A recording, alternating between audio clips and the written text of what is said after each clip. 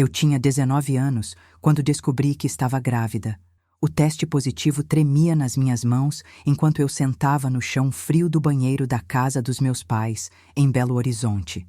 Era uma tarde quente de janeiro, daquelas que o calor grudava na pele e tornava difícil respirar. Mas não era o calor que me sufocava naquele momento. Lucas tinha sumido há 3 semanas. Depois de 2 anos juntos, ele simplesmente desapareceu quando contei sobre a possibilidade. Nem esperou o resultado do teste. Bloqueou meu número, mudou de bairro, apagou todas as redes sociais. Como se nunca tivéssemos existido. Como se o bebê que crescia dentro de mim fosse apenas uma ilusão. Passei horas naquele banheiro, olhando para as 2 linhas rosa no teste. O barulho da televisão na sala chegava abafado. Meus pais assistindo ao Jornal da Noite, como sempre faziam. Minha mãe comentando sobre os preços no supermercado, meu pai reclamando do trânsito, a vida normal continuando do lado de fora daquela porta, enquanto a minha desmoronava em silêncio. Quando finalmente criei coragem para sair, minha mãe estava na cozinha preparando o jantar. O cheiro de feijão no fogão, o chiado do refogado na panela, sons e cheiros que sempre significaram casa, segurança, família. Ela olhou para mim e imediatamente percebeu que algo estava errado. Mães sempre sabem. A conversa começou baixa, cautelosa. Sentamos à mesa da cozinha. Aquela mesma mesa onde tomei café da manhã a vida inteira. Onde fiz lição de casa. Onde comemoramos aniversários. Mas conforme as palavras saíam da minha boca, vi o rosto dela mudando. A preocupação inicial se transformou em choque. O choque em raiva. A raiva em algo que nunca tinha visto nos olhos da minha mãe. Repulsa. Meu pai chegou atraído pelos gritos. Minha mãe já estava de pé, as mãos tremendo. Quando ele entendeu o que estava acontecendo, o silêncio foi pior que qualquer grito. Ficou parado na porta da cozinha, me olhando como se eu fosse uma estranha. Como se 20 anos de memórias tivessem sido apagados em um instante. As próximas horas foram um borrão de acusações e lágrimas. Palavras que não podem ser retiradas depois de ditas. Minha mãe falando sobre a vergonha, sobre o que os vizinhos iriam pensar, sobre como eu tinha destruído todos os planos que tinham para mim. Meu pai em silêncio, mas seu silêncio gritava mais alto que qualquer palavra. Tentei explicar, tentei falar sobre o medo, sobre como Lucas tinha fugido, sobre como eu também estava assustada, mas era como falar com as paredes. Paredes que eu tinha pintado com meu pai quando tinha 12 anos. Paredes que guardavam minhas fotos de formatura, meus diplomas de curso, as memórias de uma filha que aparentemente não existia mais. A decisão veio no dia seguinte. Acordei com minha mãe entrando no quarto. Não com o carinho de sempre, não com o beijinho na testa que ela dava desde quando eu era criança. Ela entrou como se entrasse no quarto de um hotel, distante, profissional. Disse que tinha conversado com meu pai, que eles tinham decidido. Eu tinha 3 dias para arrumar minhas coisas. 3 dias, 20 anos reduzidos a 3 dias. Chorei, implorei, me ajoelhei na frente dela, algo que nunca tinha feito na vida. Mas ela apenas repetia que a decisão estava tomada. Que eu tinha feito minha escolha quando decidi desonrar a família. Desonrar, como se amor fosse desonra. Como se um bebê fosse vergonha. Passei aqueles 3 dias como um fantasma na minha própria casa. Meu pai não olhava para mim. Saía mais cedo para o trabalho, voltava mais tarde. Minha mãe mantinha uma cortesia fria, como se eu fosse uma hóspede indesejada prestes a partir. Até minha irmã mais nova foi proibida de falar comigo. Vi nos olhos dela o medo e a confusão, mas também o aviso silencioso para não se aproximar. Arrumei o que cabia em uma mala. Roupas, documentos, algumas fotos que arranquei do álbum de família quando ninguém estava olhando. Deixei para trás 20 anos de vida. Meu quarto com as paredes lilás que escolhi aos 15 anos. Meus livros da faculdade de enfermagem que tinha trancado no 3º período. Meus bichos de pelúcia que ainda guardava no alto do armário. No último dia, minha mãe me acordou cedo. Disse que me levariam até a rodoviária, que era o máximo que podiam fazer. Me deram R$2.000 em dinheiro. R$2.000 para começar uma vida nova. R$2.000 para criar um bebê. R$2.000 para pagar pelo crime de ter amado e confiado na pessoa errada. A viagem até a rodoviária foi silenciosa, o rádio desligado, apenas o barulho do motor e dos carros passando. Vi a cidade onde nasci e cresci passando pela janela. A padaria onde comprávamos pão todo domingo. A praça onde aprendi a andar de bicicleta. A igreja onde fui batizada. Tudo passando como um filme ao qual eu não pertencia mais. A rodoviária de Belo Horizonte estava movimentada naquela manhã de quinta-feira. O cheiro de diesel dos ônibus se misturava com o café das lanchonetes. Pessoas indo e vindo, todas com destinos, com lugares para onde ir. Menos eu. Meu pai parou o carro sem desligar o motor. Nem desceu para me ajudar com a mala. Minha mãe saiu, abriu o porta-malas, colocou minha mala na calçada. Quando me virei para me despedir, para tentar uma última vez, ela disse a frase que ainda ecoa nos meus pesadelos. Você não é mais nossa filha. Simples assim. 5 palavras que cortaram o último fio que me conectava a tudo que eu conhecia. Ela voltou para o carro, entrou e eles foram embora. Não olharam para trás. O carro prata sumindo no trânsito matinal, levando com ele 20 anos de amor que eu jurava ser incondicional. Fiquei parada ali, no meio da calçada, com uma mala ao meu lado e um bebê de 6 semanas crescendo dentro de mim. As pessoas passavam apressadas, algumas esbarrando em mim, ninguém parando para perguntar se estava tudo bem. E não estava. Nada estava bem. Entrei na rodoviária sem saber para onde ir. Os painéis mostravam destinos: São Paulo, Rio de Janeiro, Brasília, Salvador, cidades onde eu não conhecia ninguém, lugares onde eu seria mais uma grávida sozinha tentando sobreviver. Sentei em um banco de metal frio, a mala entre as pernas, as mãos protetoramente sobre a barriga ainda lisa. Foi então que a vi pela primeira vez. Era uma mulher de uns 50 anos, talvez um pouco mais. Cabelos grisalhos presos em um coque frouxo, vestindo uma blusa florida simples e calça jeans. Carregava uma bolsa de feira e tinha um ar cansado, mas gentil. Ela passou por mim, seus olhos encontraram os meus por um segundo, e continuou andando. Mas então ela parou, voltou-se, me olhou de novo. Havia algo no jeito como ela me observava. Não era pena, não era julgamento, era reconhecimento. Como se ela visse algo familiar na minha dor. Você precisa de ajuda? A voz dela era suave, com sotaque mineiro carregado. Aquela pergunta simples quebrou a última barreira que eu estava tentando manter. As lágrimas vieram como uma represa que se rompe. Soluços que vinham do fundo da alma, do lugar onde guardamos as dores que não cabem em palavras. Ela sentou ao meu lado.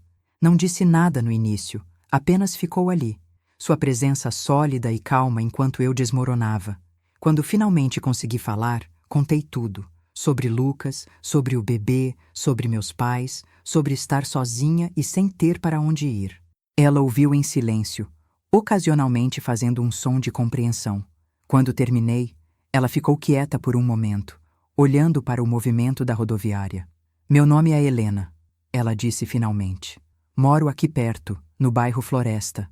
Tenho um quarto vago em casa. Era da minha filha. A pausa depois dessa última frase era pesada de história não contada. Você pode ficar lá até se organizar. Sem aluguel por enquanto. Só precisa me ajudar com as coisas da casa quando puder. Olhei para ela, sem acreditar. Pessoas não faziam isso. Não abriam suas casas para estranhas grávidas abandonadas em rodoviárias. Por que você faria isso por mim? Você nem me conhece. Helena sorriu. Um sorriso triste que carregava peso.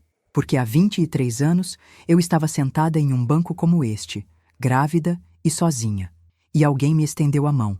Às vezes, a gente precisa ser para os outros o que precisávamos que fossem para nós. A casa de Helena ficava a 15 minutos da rodoviária. Era uma casa simples, de portão azul descascado e jardim na frente com roseiras e pé de manga. O tipo de casa que você passa 1000 vezes na rua sem notar, mas que guarda histórias em cada parede. O quarto que ela me ofereceu era simples, mas aconchegante. Paredes brancas, uma cama de solteiro com colcha de crochê, um guarda-roupa antigo de madeira, uma janela que dava para o quintal. Na parede, marcas de fita adesiva onde cartazes costumavam estar. Era da Juliana, minha filha, Helena disse, passando a mão pela moldura da porta. Ela morreu há 3 anos. Leucemia. A dor na voz dela era palpável, mesmo depois de 3 anos. Sinto muito, eu disse, sem saber o que mais dizer. Ela tinha 22 anos, quase a sua idade. Helena olhou para mim. Sempre quis ser mãe. Nunca teve a chance. Os primeiros dias na casa de Helena foram estranhos. Eu esperava acordar e descobrir que era um sonho, ou pior, que ela mudaria de ideia e me mandaria embora. Mas toda manhã ela estava lá, preparando café na cozinha pequena, me chamando para comer. Helena trabalhava como cozinheira em um restaurante no centro. Saía cedo, voltava no meio da tarde. Nos primeiros dias, eu ficava sozinha na casa, sem saber o que fazer comigo mesma. Limpava o que já estava limpo, organizava o que já estava organizado, tentando de alguma forma pagar pela bondade que estava recebendo. Foi no 5º dia que o enjoo matinal começou forte. Helena me encontrou vomitando no banheiro, tremendo e suando frio. Sem dizer nada, ela prendeu meu cabelo, passou uma toalha molhada na minha testa, me ajudou a voltar para a cama. Você precisa ir ao posto de saúde. Começar o pré-natal, ela disse, firme, mas gentil. Eu não tenho dinheiro para isso, admiti, envergonhada. É de graça, minha filha. SUS. Vou te levar amanhã. O posto de saúde do bairro era movimentado, cheio de gente esperando desde cedo. Helena tinha razão. Era tudo gratuito. Fiz os exames, recebi as vitaminas, marquei as consultas de acompanhamento. A enfermeira que me atendeu era gentil. Não fez perguntas sobre o pai do bebê quando viu que eu estava sozinha. Com 8 semanas de gestação, fiz a primeira ultrassom. Helena insistiu em me acompanhar. Quando o coração do bebê apareceu na tela, aquele som rápido e forte, nós duas choramos. Ela segurou minha mão com força, como se estivesse me ancorando no mundo. É um milagre, ela disse. Cada vida é um milagre. Conforme as semanas passavam, uma rotina se estabeleceu. Helena me ensinou a cozinhar as comidas que vendia no restaurante. Eu ajudava preparando as marmitas que ela levava para vender extra. Era um trabalho que eu podia fazer em casa, sentada quando o peso da barriga começou a incomodar. Nas tardes, sentávamos no quintal, ela regando as plantas, eu ajudando como podia. Foi numa dessas tardes que ela me contou mais sobre Juliana. Ela queria ser professora. Adorava crianças. Quando descobriu a leucemia, a primeira coisa que chorou foi por não poder ter filhos por causa do tratamento. Helena pausou, arrancando ervas daninhas com mais força que o necessário. Lutou por 2 anos. Foi forte até o fim. Mas no final, ela me fez prometer uma coisa: que eu não fecharia o coração, que continuaria acreditando no bem. Olhei para Helena, essa mulher que tinha perdido tudo e ainda assim abriu sua casa para uma estranha. E você cumpriu a promessa. Todo dia, ela respondeu. Acolher você é cumprir essa promessa. Com 16 semanas, descobri que era uma menina. Helena estava comigo novamente na ultrassom. Quando a médica anunciou, Helena perguntou se podia sugerir um nome. Qual? Perguntei, curiosa. Esperança, porque é isso que ela representa. Esperança de recomeço. Esperança. Testei o nome em voz alta. Gostei de como soava. Mas o segundo nome pode ser Juliana? Perguntei, vendo os olhos de Helena se encherem de lágrimas. Se você permitir. Helena me abraçou ali mesmo, na sala de ultrassom, chorando abertamente. A médica discretamente nos deu um momento. Os meses seguintes foram de preparação. Helena transformou o que tinha sido o quarto de Juliana no quarto do bebê. Pintamos as paredes de amarelo claro, um cor que Helena disse ser alegre e neutra. Pessoas do bairro, amigas de Helena do restaurante, começaram a doar coisas. Um berço usado, mas em bom estado. Roupinhas que filhos e netos já não usavam. Fraldas, mamadeiras, um carrinho que só precisava de uma limpeza. A generosidade dessas estranhas me surpreendia todos os dias. Mulheres que não me conheciam apareciam com sopas, com conselhos, com histórias de seus próprios partos. Era uma rede de apoio que eu nunca soube que existia. Mulheres cuidando de mulheres, mães cuidando de futuras mães. Dona Maria, a vizinha do lado, tinha sido parteira por 40 anos. Ela vinha todas as tardes verificar como eu estava, medir minha pressão com um aparelho antigo mas funcional, sentir a posição do bebê com mãos experientes. Está tudo bem, ela sempre dizia. Bebê forte, mãe forte. Com 30 semanas, o peso da gravidez estava ficando difícil.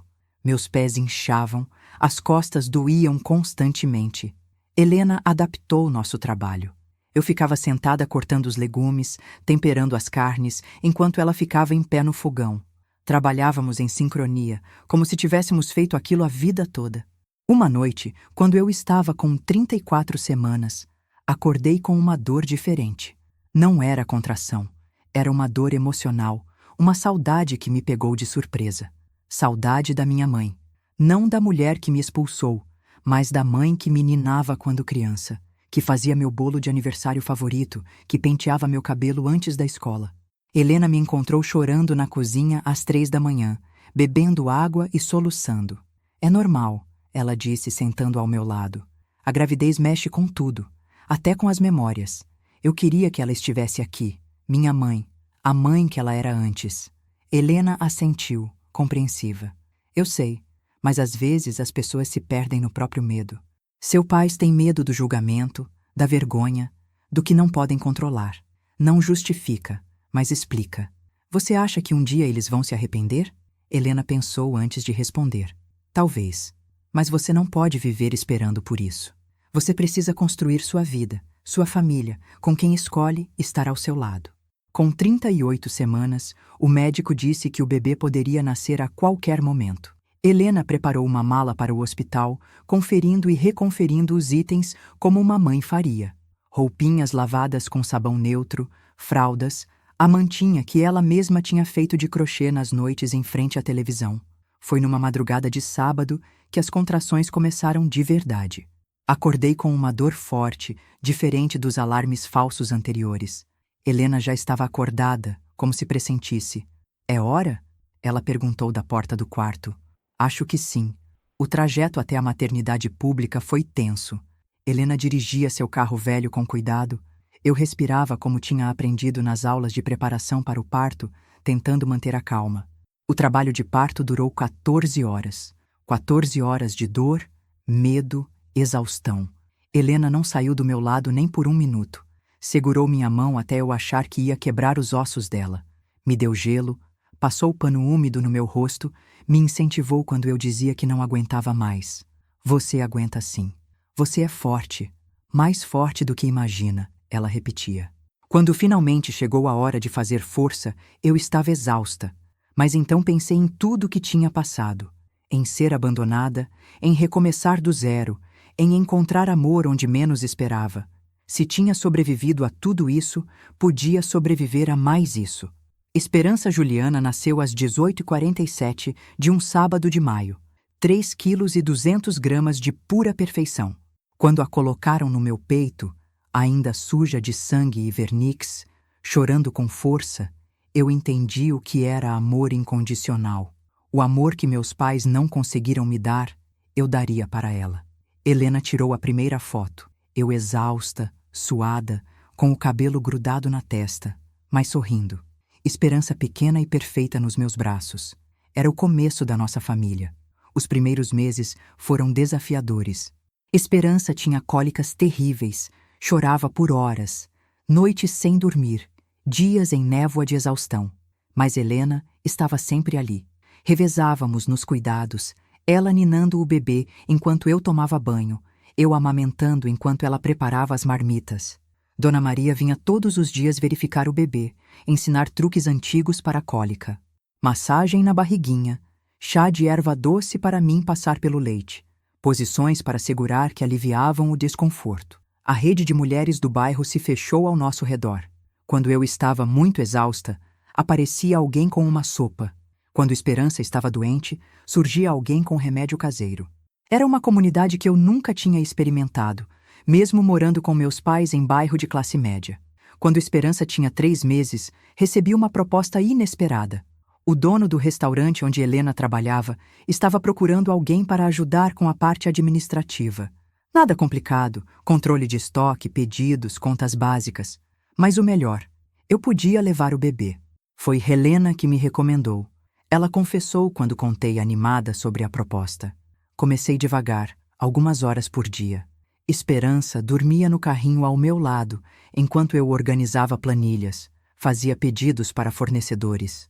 O dono, seu João, era um senhor português que tinha um fraco por crianças. Sempre que Esperança acordava chorando, ele a pegava no colo, Cantava fados até ela se acalmar. A vida foi tomando forma. Não a vida que eu tinha planejado, mas uma vida ainda assim. Melhor em alguns aspectos. Mais verdadeira, mais autêntica. Quando Esperança fez 6 meses, começou a sentar sozinha. Helena e eu assistimos esse marco juntas, aplaudindo e tirando fotos como duas mães bobas. E era isso que éramos, percebo agora. Duas mães criando uma filha juntas. Foi numa tarde comum, Esperança tinha 8 meses, que o inesperado aconteceu. Eu estava no mercado do bairro, Esperança no carrinho chupando um mordedor, quando ouvi uma voz familiar. Sofia? Me virei e quase deixei cair as compras. Era Carla, minha irmã mais nova. Ela estava diferente, mais magra, olheiras profundas. Carla, o que você está fazendo aqui? Ela olhou para a Esperança, os olhos se enchendo de lágrimas. Ela é linda. Parece com você quando era bebê. Ficamos paradas no meio do corredor do mercado, duas irmãs separadas por decisões que não tomamos. Como você me achou? Não foi difícil. Belo Horizonte não é tão grande assim. E eu precisava te ver. Fomos para uma lanchonete próxima. Esperança no colo, feliz com a atenção de alguém novo. Carla não conseguia parar de olhar para ela. Mãe não sabe que estou aqui, ela disse finalmente. Nem pai. Eles não falam seu nome em casa. É como se você nunca tivesse existido. A dor foi aguda, mesmo depois de meses. E você? Por que veio? Porque eu sinto sua falta. Porque o que fizeram foi errado. Porque você é minha irmã, e isso deveria significar alguma coisa. Ela me contou sobre a casa. Como ficou silenciosa depois que saí. Como minha mãe transformou meu quarto em escritório na semana seguinte. Como meu pai começou a beber mais. Como ela mesma tinha brigado com eles várias vezes por minha causa. Eles acham que fizeram o certo, que mantiveram a honra da família. Mas que honra é essa que abandona uma filha grávida? Passamos a tarde conversando.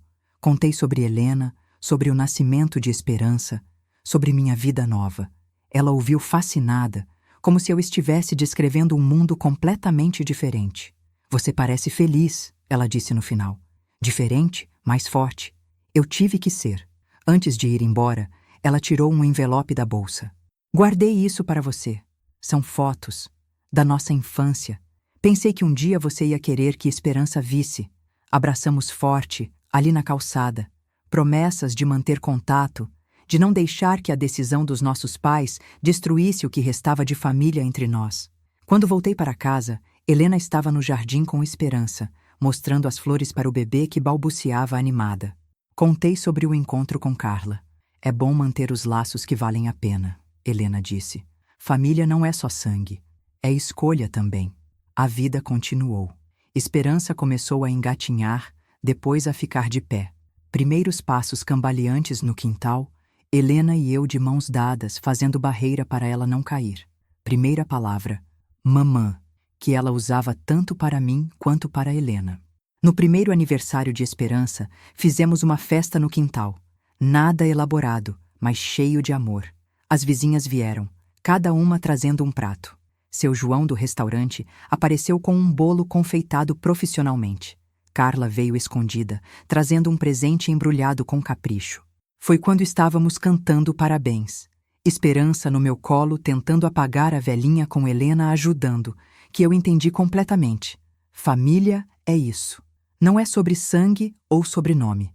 É sobre quem está presente, quem segura sua mão na hora da dor, quem celebra suas vitórias, quem escolhe ficar. Quando Esperança tinha 15 meses, comecei a faculdade de novo. Não enfermagem como antes, mas administração, no período noturno. Helena ficava com Esperança enquanto eu estudava. O restaurante me deu horário flexível. As vizinhas ajudavam quando precisava. Foi difícil. Trabalhar, estudar, ser mãe. Mas toda noite, quando chegava em casa, encontrava Helena dormindo no sofá, esperando eu chegar, Esperança no berço tranquila. Ela sempre acordava quando eu entrava, perguntava sobre as aulas, esquentava a janta que tinha guardado para mim. Você vai conseguir, ela sempre dizia. Estou orgulhosa de você. Palavras que meus pais nunca disseram. Palavras que Helena dizia todos os dias. Foi numa manhã de domingo, Esperança tinha quase 2 anos, que Helena teve o infarto. Acordei com barulho de algo caindo na cozinha. A encontrei no chão, mão no peito, sem ar. A ambulância chegou rápido, mas aqueles minutos pareceram horas. Esperança chorava assustada. Eu tentava manter Helena consciente, falando com ela, implorando para ela não me deixar. No hospital, as horas de espera foram agonia. Esperança no meu colo, inquieta no ambiente estranho. As vizinhas começaram a chegar, Dona Maria assumindo o comando, pegando Esperança, me forçando a comer alguma coisa. Helena sobreviveu. Foi por pouco, os médicos disseram, mas sobreviveu. 3 pontes de safena, semanas de recuperação pela frente. Quando finalmente pude vê-la, tubos e fios por todos os lados, ela sorriu fraca. Não vai se livrar de mim tão fácil, ela brincou com voz rouca. Chorei como não chorava desde o dia que meus pais me abandonaram, mas eram lágrimas diferentes. Lágrimas de alívio, de gratidão, de amor. A recuperação foi longa. Invertermos os papéis. Agora era eu cuidando dela, ajudando no banho, preparando comida sem sal que ela reclamava, mas comia. Esperança parecia entender que vovó Lena estava dodói, ficava quietinha perto dela, levava brinquedos para ela ficar boa. Foi durante essa recuperação que Helena me contou algo que nunca tinha dito. O dia que te encontrei na rodoviária era aniversário de morte da Juliana. Eu tinha ido lá para pegar um ônibus, qualquer ônibus, fugir da dor por uns dias. Mas aí vi você, e foi como se Juliana estivesse me dizendo para ficar, para cuidar de você. Segurei a mão dela, agora frágil, mas ainda forte. Você salvou minha vida, Helena. E você salvou a minha, Sofia. Você e Esperança me deram razão para continuar. Helena se recuperou completamente. Voltou ao trabalho devagar, meio período no início. Esperança crescia a cada dia, tagarela e esperta. Começou a escolinha do bairro, fez amiguinhos. Uma vida normal, simples, mas nossa. Quando Esperança tinha 3 anos, me formei. Helena na primeira fila, segurando Esperança que gritava "Mamãe!" quando recebi o diploma. Carla estava lá também. Tinha brigado feio com nossos pais para poder vir. Tiramos fotos, comemoramos em uma pizzaria. Era tudo que meus pais tinham sonhado para mim. Formada, com uma filha linda, uma família. Só não era a família que eles imaginavam. Comecei a trabalhar em uma empresa de contabilidade do centro. Salário melhor, horário fixo. Conseguimos reformar a casa, pintar as paredes, arrumar o telhado que gotejava. Esperança ganhou um quarto próprio, decorado com princesas e borboletas. Foi quando Esperança tinha 4 anos que a carta chegou. Reconheci a letra da minha mãe imediatamente. Mãos tremendo, abri o envelope. Era curta, formal. Meu pai tinha morrido. Infarto fulminante. O enterro seria em 2 dias. Ela achava que eu deveria saber, nada mais. Nenhum pedido de desculpas, nenhuma abertura para reconciliação. Apenas a informação fria de que o homem que foi meu pai por 20 anos não existia mais. Helena me encontrou chorando na varanda. Não pelo homem que me abandonou, mas pelo pai que ele foi um dia. Pelo pai que me ensinou a andar de bicicleta, que lia histórias antes de dormir, que existiu antes do medo e do orgulho tomarem conta. Você vai ao enterro? Helena perguntou gentilmente. Pensei por muito tempo antes de responder. Não. Ele fez sua escolha há 5 anos. Eu fiz a minha. Carla foi. Me ligou depois, disse que minha mãe perguntou por mim. Disse que ela parecia mais velha, mais cansada, mais sozinha. Disse que tinha comentado sobre Esperança, mostrado fotos. Que minha mãe chorou, mas não disse nada. Parte de mim sentiu pena. Outra parte lembrou do dia na rodoviária, das palavras que não podem ser retiradas. A vida seguiu. Esperança começou a escola de verdade, aprendeu a ler e escrever. Helena e eu assistindo cada apresentação escolar, cada reunião de pais. Éramos uma família atípica, mas família ainda assim. Quando Esperança tinha 6 anos, me perguntou sobre o avô. As crianças da escola falavam dos avós. Ela queria saber sobre os dela. Contei a verdade, adaptada para sua idade. Que o vovô tinha ido para o céu, que a vovó morava longe. Que às vezes as pessoas se afastam, mas que ela tinha a vovó Lena, que valia por todos os avós do mundo. Helena, ouvindo da cozinha, chorou silenciosamente. Foi numa tarde de primavera, Esperança brincando no quintal, Helena e eu tomando café na varanda, que tocaram a campainha. Quando abri a porta, quase caí para trás. Era minha mãe, mais velha, como Carla tinha dito. Cabelos brancos que antes eram pintados religiosamente. Roupas simples, não as roupas caras de antes. Olhos cansados, vazios de algo essencial. Sofia, ela disse, e sua voz quebrou no meu nome. Ficamos paradas na porta. 7 anos de silêncio entre nós. Posso entrar? Olhei para trás. Helena na varanda, Esperança rindo no quintal. Espera aqui. Fui até Helena, expliquei rapidamente. Ela assentiu, compreensiva como sempre, e levou Esperança para dentro, distraindo ela com desenhos na televisão. Levei minha mãe para a varanda dos fundos. Sentamos em silêncio por longos minutos. Carla me deu seu endereço. Ela finalmente disse: Espero que não se importe. Por que agora? Por que depois de todo esse tempo? Ela olhou para as mãos, envelhecidas e manchadas. Porque estou sozinha. Porque entendi tarde demais o que joguei fora. Porque acordo toda noite lembrando do seu rosto naquele dia na rodoviária. As palavras que esperei ouvir por anos. Mas agora, não sei se significavam alguma coisa. Você disse que eu não era mais sua filha. Eu estava errada. Estava com medo, com vergonha, preocupada com o que os outros iriam pensar. E perdi a única coisa que realmente importava. Ela chorou. Lágrimas de arrependimento tardio. Eu não espero perdão. Não mereço. Só queria ver você. Ver minha neta. Dizer que sinto muito. Sentamos em silêncio. O peso de 7 anos entre nós. Ela está aqui? Esperança? Sim? Posso vê-la? Só ver? Pensei em dizer não. Tinha todo o direito. Mas olhei para essa mulher quebrada e vi não a mãe que me abandonou, mas uma pessoa que pagou o preço de suas escolhas. Espera aqui. Fui buscar Esperança. Expliquei que tinha visita, uma senhora que queria conhecê-la. Ela veio animada, sempre social. Quando Esperança apareceu na varanda, minha mãe cobriu a boca com as mãos. As lágrimas voltaram, silenciosas. Oi, eu sou Esperança, minha filha disse com sua voz doce. Qual seu nome?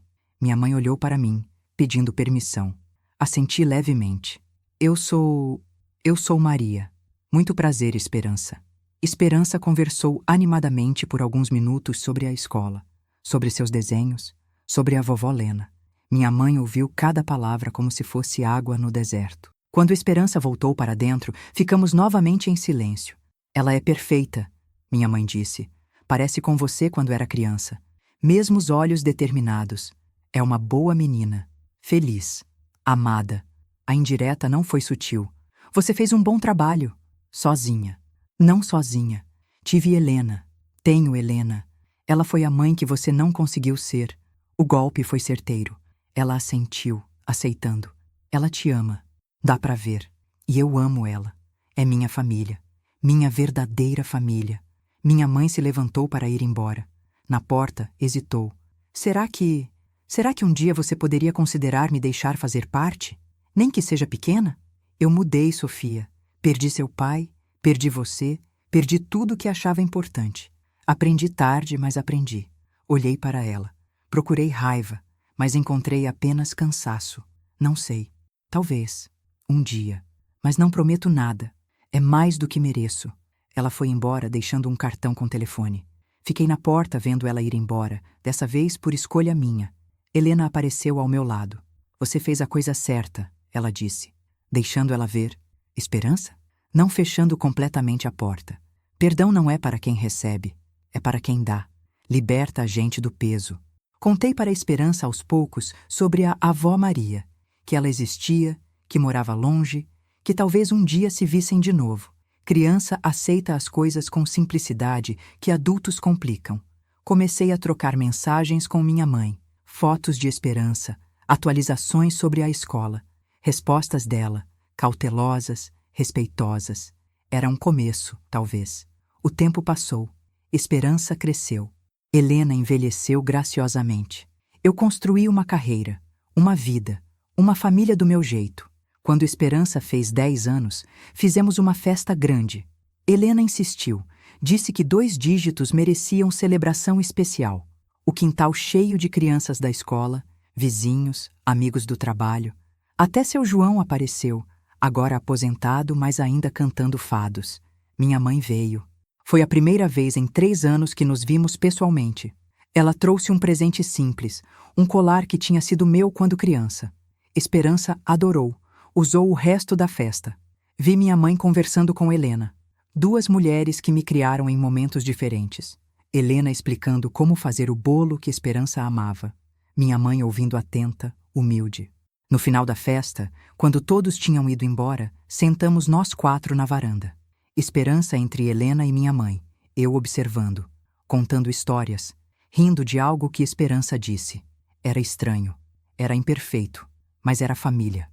Não a família que qualquer uma de nós imaginou, mas a família que construímos com os pedaços que a vida nos deu.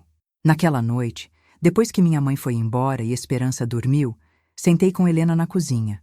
Obrigada, eu disse, por tudo, por me acolher, por amar Esperança, por me ensinar o que é família de verdade. Helena segurou minha mão, a mesma mão que segurou no dia do parto, no dia do infarto, em todos os dias importantes. Família é escolha, Sofia, e eu escolheria você e Esperança 1000 vezes. Hoje, sentada nessa mesma cozinha, escrevendo essa história, olho para minha vida. Esperança agora com 15 anos, adolescente cheia de sonhos, querendo ser médica para ajudar pessoas como vovó Lena, ajudou mamãe. Helena mais devagar, mas ainda forte, ainda cozinhando, ainda cuidando. Minha mãe parte disso agora, pequena mas presente, ainda trabalhando para merecer o lugar. Ainda aprendendo que família é mais que sangue.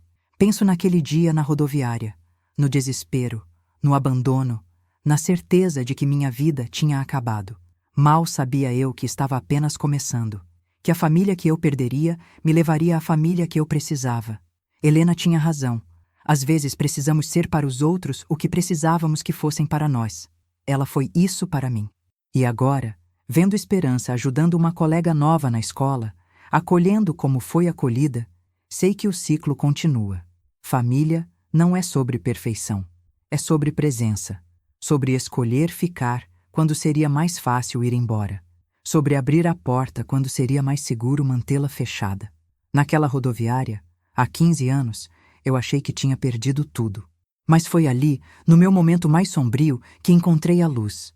Uma mulher com olhar doce que viu além do meu desespero e ofereceu não apenas um teto, mas um lar. Helena me salvou naquele dia. Mas a verdade é que salvamos uma a outra. Ela precisava de alguém para amar depois de perder Juliana. Eu precisava de alguém que me amasse depois de ser rejeitada. Esperança precisava de uma família para nascer. E assim, 3 almas quebradas se juntaram para formar algo inteiro. Hoje, quando Esperança me pergunta sobre nossa história, eu conto tudo. Sobre o abandono, sobre o acolhimento, sobre como o amor verdadeiro não é o que nasce do sangue, mas o que escolhemos cultivar todos os dias. E quando ela pergunta se eu perdoei meus avós, eu respondo honestamente: estou aprendendo. Porque perdão é um processo, não um momento. É escolher todos os dias soltar um pouco da mágoa para dar espaço para mais amor. A campainha toca. É minha mãe, chegando para o almoço de domingo que agora fazemos uma vez por mês. Helena grita da cozinha para eu atender, está com as mãos na massa do pão. Esperança desce as escadas correndo, animada para mostrar para a avó o projeto de ciências. Abro a porta. Minha mãe está ali, com um bolo na mão, o mesmo bolo que fazia para mim quando criança. Sorrimos uma para a outra, ainda aprendendo a navegar essa nova relação. Entra, eu digo. A família está te esperando. E é verdade. Somos família. Não a família que qualquer uma de nós planejou, mas a família que escolhemos construir. Dia após dia, perdão após perdão, escolha após escolha. Na cozinha, Helena e Esperança preparam o almoço juntas. Minha mãe se junta a elas, aprendendo a receita de Helena, rindo de algo que Esperança disse. Eu observo da porta, meu coração cheio. Às vezes as maiores bênçãos vêm disfarçadas das maiores perdas. Eu perdi a família que nasci, mas ganhei a família que escolhi.